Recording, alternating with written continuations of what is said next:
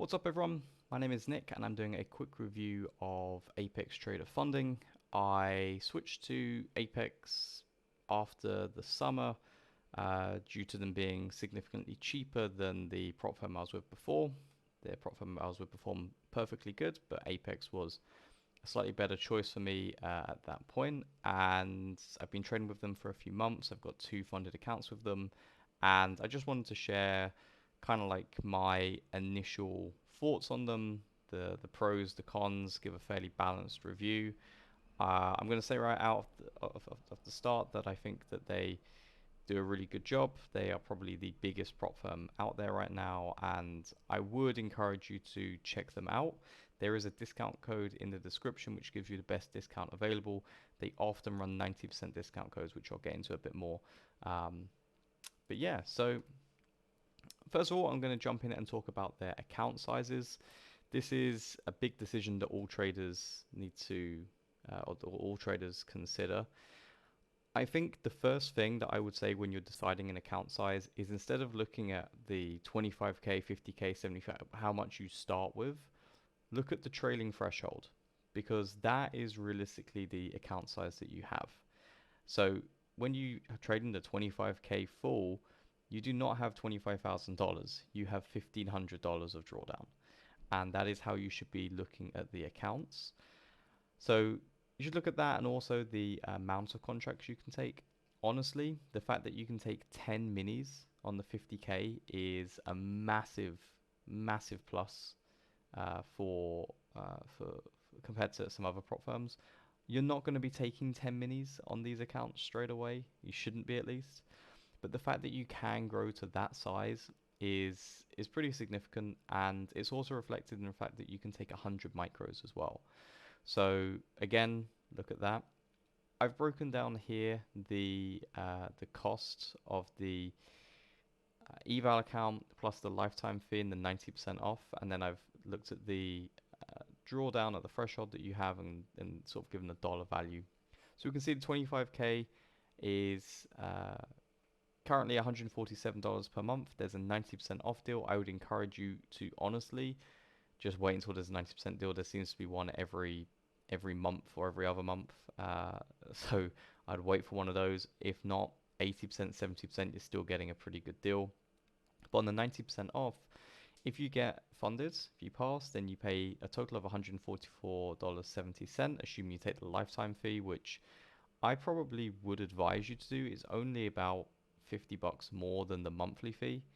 So if you're trading a 25, 50k and you're planning on trading for a long time, if you keep that account for 2 months, then the lifetime fee is immediately saves you $50, and then every month it saves you $80. So I'm going to use the lifetime fee for that. The monthly fee, by the way, is just for the the Rhythmic. I'm basing this all off of Rhythmic, which uses NinjaTrader.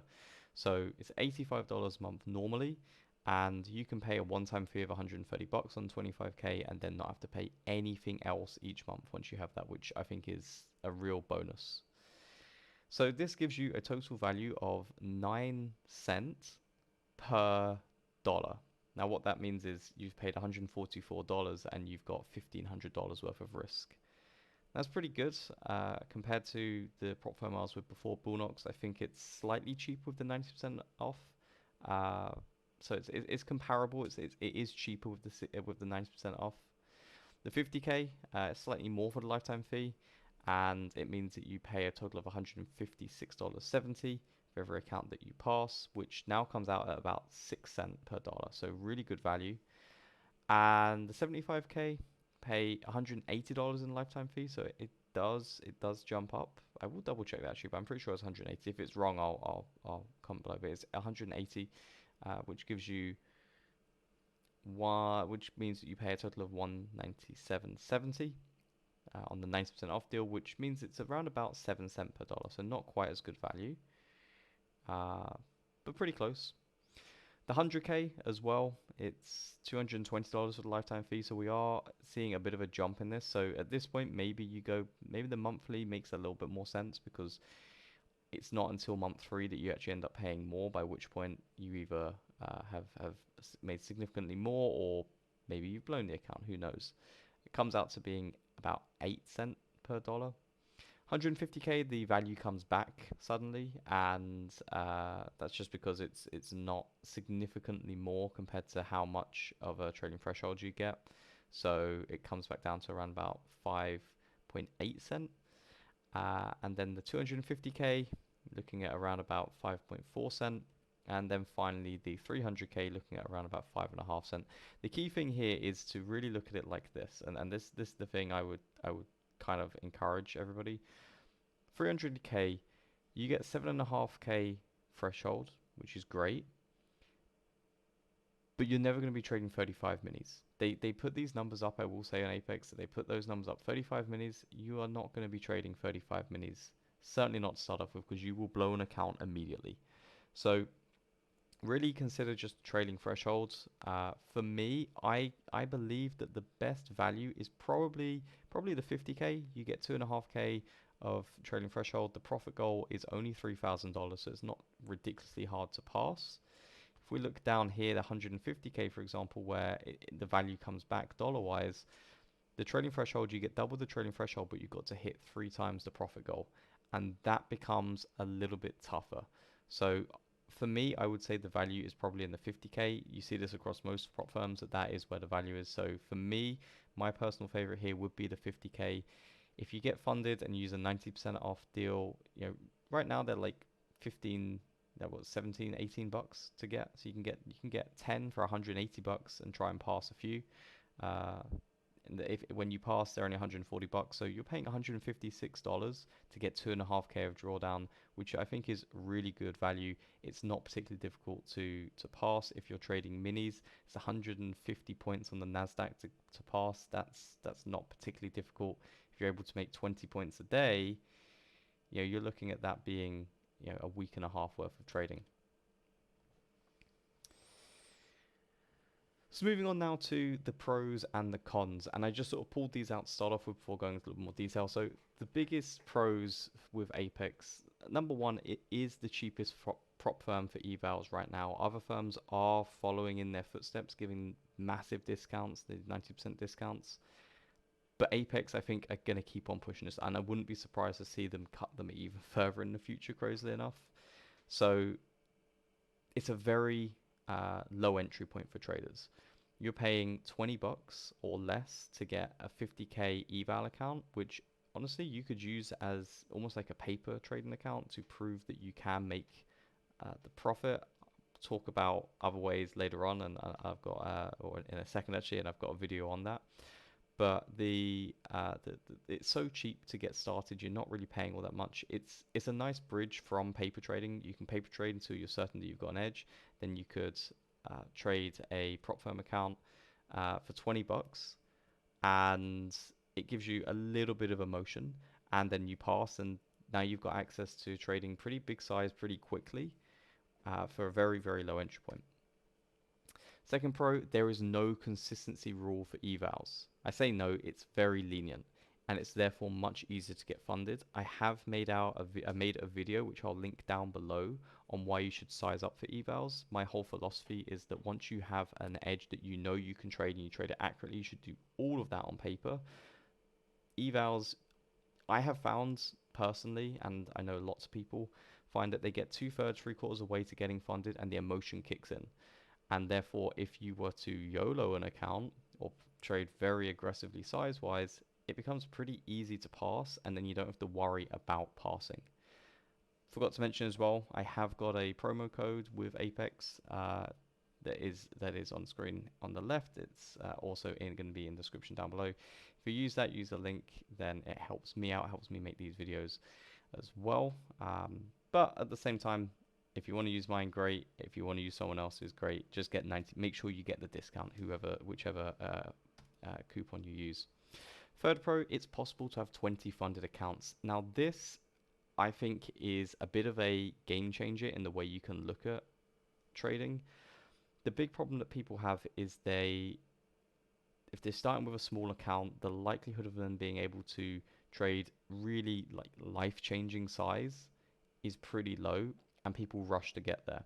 The great thing about being able to have 20 funded accounts is that you can spend 3 months paper trading, knowing that at the end of those 3 months, if you have become, uh, if you've successfully got to a point where you are executing your strategy accurately, you're pretty confident that you can make 20 points a day, for example, on the Nasdaq. You can get funded accounts pretty comfortably using some techniques I share in that video down below. You can get 20 accounts funded at a pretty low cost and immediately have the potential to take massive size. If you even trade on the micros and can make 20 points a day on average, that's like $40, which isn't a huge amount, but on 20 accounts, that becomes $800 a day. This is trading one micro per account, and that's pretty insane. It's the equivalent of taking two minis immediately. If you're a little bit more happy with risk and you go, I'm going to start trading straight with minis. If you're a scalper, maybe risking 5-10 points per trade to make 5-10 points, and you're comfortable with that, you could straight away be trading one mini per account, and it's a bit of a jump. It might be better to go first one account, then 3 accounts, then 10 accounts, then 20 accounts, but you can trade 20 accounts at once and effectively be taking 20 minis.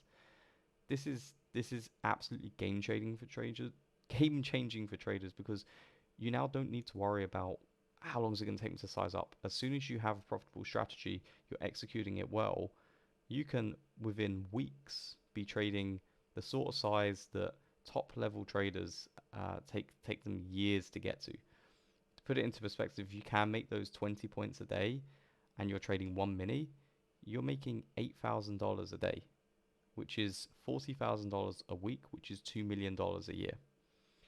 That is how quickly, or that is how big you can get, and you can do it pretty quickly. So it's probably the biggest pro out there. And then finally, they're the biggest prop firm around, I believe, certainly in the future space. And therefore, I think they're probably one of the safest options right now. There was obviously I don't think it was FTM, I think it was my funded futures, actually, my funded Forex, whatever it was. There was that whole um, debacle in the Forex space, which was, there was a prop firm that essentially was making it as hard as possible for people to pass, hard as possible for people to make money, actively doing things to put them at a disadvantage. Since that, I believe that a lot of the prop firms have reviewed their policies, and there is no way that these massive companies haven't, if they were doing something similar, have changed their approach. And from what I've seen, this was never a problem at Apex anyway. They are making an absolute killing right now. They are making huge profits, and they do not want anything to stop that. So they are definitely going to be doing everything they can. So I think there's a safety in trading with one of the largest prop firms around. Now onto the cons. The only option is really a trading drawdown. I believe they do have others as well, but the trading drawdown is really where the value is. This does suck, I'm not going to lie. The great thing with Bullnox is they had end of day drawdown, which meant that if you were down, say if you were up, say 1500 on the day, and then you had a couple of bad trades, or you just took a couple of trades that didn't work out, and you ended up only, say, $100 profit on the day, your drawdown would move $100. The issue, I think, or what makes this difficult is, if I have an open position and it's up $500, $600, $700, and I get into more of this later on, and it ends up break even, my drawdown has been affected. And it is a shame, but at the same time, it's a very cheap entry point, like I said, so it's just part of it. There are occasional problems with Rhythmic, and I believe that this is because every time someone opens an account, Apex have all these accounts and they're active, but they do not wipe them, or they were not wiping them from Rhythmic, and it essentially clogged up the server. So I am noticing that you do get maybe twice a month on average, maybe slightly more frequently than that, 3 or 4 times maybe, that Rhythmic does not, you're not able to place orders and stuff like that. The one great thing that Apex do though is anybody who gets affected by that, or any trades taken during this time, they reset them, which is awesome. It's something that has really made them stand out as a great customer service as well. So even if you do end up in a horrible situation where you've taken a trade, you can't get out of it because there are problems, they will just reset the amount back to the starting amount. So it's not ideal, but at least they resolve it. They do limit withdrawals for the first 3 months. Their withdrawal policy will go into more. It's one withdrawal every 2 weeks, or up to, with one withdrawal every 2 weeks. You need to hit certain goals. And for the first 3 months, you are limited to an amount. On the 50K accounts, you are limited to $2,000. There's limits on others as well, or on all of them. This is a little bit annoying because you are limited to, on the 50K account, for example, taking out 2,500 in the first month, and then 4,000, then 4,000 again. But if that's your biggest problem, then that's a good problem to have. At the end of those 3 months, the limit is removed. So if you have been, say, making 5K a week and you wanted to withdraw it all, well, at the end of those 3 months, you have an opportunity to take out all the profit in the account.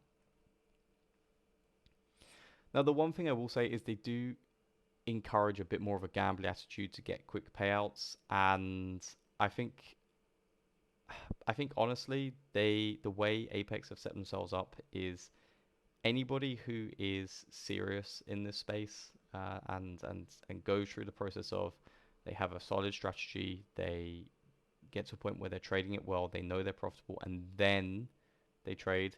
It benefits us massively, because this gambly attitude they're trying to encourage in people, well, you can gamble the eval accounts and get funded really quickly and be able to trade. And that just means that you have access to funding quicker than some of the other accounts out there, or some of the other firms out there. If you are not, then I can see how people will very quickly spend a lot of money on accounts. Me, for example, I will always take a bunch of 90% discounts, and I'll load up on evals, and I'll probably buy 3, 4, 5 accounts, whereas on other firms I probably only buy one at like a 60% off, and see how I could do with that. So they do encourage that in a bit. They do encourage that a bit, but I think it actually benefits the serious traders, and it just disadvantages or encourages the not so serious traders, or the traders looking for a payout to spend more. So as long as you know what you're doing, this isn't a con, but it's something to be aware of. Now, trailing drawdown, what is it? And this is something I'm gonna go through a little bit because this is important. Trailing drawdown means that your stop moves as your account grows, even when not realized. This was something that when I first got into the prop world, I despised. I hated the idea of it. I was like, well, how can you ever make money? I'm going to go through how it isn't anywhere near as bad as people make out. But as an example of this is, let's say you open a trade, it reaches $500 of unrealized P&L. So your account reads, say you're taking a 50K account, your account is at $50,500, but it is not realized. So as the trade keeps on moving, it goes to $502.50, $480, $500, whatever it is. And at that point, you move your stop to break even. It comes down to break even, and your trailing drawdown is now $500 higher than where it was before, because that was the maximum that your account realized. And this is a little bit disheartening. You can take a really good trade, make $500-600 on it, but not close it out because you've got a bigger target. I think there's a lot of people who trade strategies with fixed risk reward, fixed targets, which is not a bad thing. It's a very plausible way of trading. I certainly apply that to my trading as well. And you do feel at times, oh, this kind of sucks. I've made a good trade. I got out for break even. No harm done, except for it has. Now, this new stop level will remain in place until your account at some point gets above that $500 in profit again. So if your next trade, you make $300 on it and it comes back to break even, the trailing drawdown doesn't move. It doesn't go, oh, we'll take another $300 off. It doesn't do that. But if your account gets to, say, $700 in profit and you close out the position, well, now it's $700 higher than the starting point. Now, is it bad? I will say it makes passing harder. It makes taking a funded account beyond that sort of like $2,600 harder. But it's not as hard as people say. And it is important to remember that when you're funded, you have this trailing drawdown until you get to that $2,600 mark. And at that point, it freezes on the 50K account. It freezes at that amount. I've got the amounts later on. So it freezes, and then it's just like having a normal account of that value. The downside is that, like I said, you can take a good trade, ends up break even, and it feels like you get punished. It does suck. I'm not gonna lie. There are times where I've been up $500-600 on a trade. It's come that back, stopped me out for break even. The next trade I've taken a loss, and I'm sitting there and I'm like, I've only lost $500 over these two trades, but I now feel like I'm almost failing the account because I'm only $1,400 away from the trailing drawdown. Which, yeah, it does suck, but at the end of the day, that's what it is. And the reality is that once it hits that new high point, it won't move again. And being brutally honest, even though it makes it harder, it doesn't make it that much harder. And it's one of those where if you're trading the eval accounts to to test to see if you're good enough to get to that that target, you shouldn't be trading size that really is going to destroy you quickly anyway. So you might be taking, say, 1 mini and risking 10 points. Well, it's $200 risk. That's 12.5 R. If you go on a 12.5 R drawdown, and let's say you do it 3 times in a row on 3 accounts, you're not trading well, or your strategy doesn't work. The likelihood of going on a 12.5, 12, well, let's just say 12, a 12 R drawdown, for most strategies is almost zero, and therefore if you blow the account, like, it's because you made bad mistakes. Okay. So how do you deal with it? The mantra you need to really adapt is the goal is to trade well, not pass, or not make money. And if you live by that, then the trailing drawdown won't even come to mind. If you're literally trading to do the best that you can to make improvements, to learn from yourself, then the trailing drawdown should really not even be a thing, because if you blow an account, well, you blew it because you made some mistakes, or you blew it because you went through a rough period and you maybe made a couple of mistakes. Okay, fine, it didn't cost you that much anyway. It cost you $20. Maybe it cost you a funded account. Okay, it cost you $150. It's not the end of the world, and that's what we take on as traders. We take on risk. If you're focusing on it, then yes, you take a loss, and all of a sudden you're going to be freaking out about it. So you kind of just have to accept that, yes, there's a higher chance of blowing the account, but like I said, they're so cheap it doesn't really matter.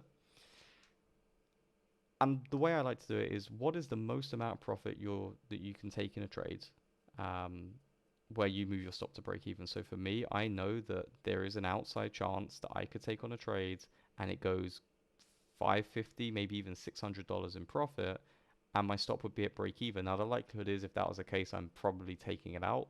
So we'll say 450, 500. I've been in trades where I've been up $500 and it's come back to my stop at break even. So okay, my trading drawdown's 2,500, and I know that I could be potentially in a trade that's $500 profit that ends up being break even. So I'm just going to take that $500 off, and I go, I've got a $2,000 static or trailing drawdown based on me closing positions out, right? So now if I'm taking that, say, $200 risk, I take about $400 risk on my eval accounts. But even at $400 risk, I've got 5R. I worked out with my strategy that a 5R drawdown can happen, but it happens one in, like, I think it was on average of once every 80 trades or something like that. So I can accept that. I'm looking to make about 6.5R. That's far more likely to happen. So just deduct what you could be up before moving the stop to break even, and that's your trading. That's your fixed trading drawdown. Now, some key rules. So for the eval accounts, the evaluations, you must trade 7 trading days. You cannot include holidays or weekends. If you trade a holiday or a weekend, it counts as the next trading day. So tomorrow is Thanksgiving, which means that if you place a trade today when I'm recording this, it would count as Friday's trade. If you take a trade on Sunday, it counts as Monday's trade. They do not need to be consecutive. So you could trade Monday, Tuesday, Thursday, Friday, Monday, Wednesday, once you've done 7 days, and you're good. Do not hit the maximum trading drawdown. Pretty self-explanatory, that will blow the account.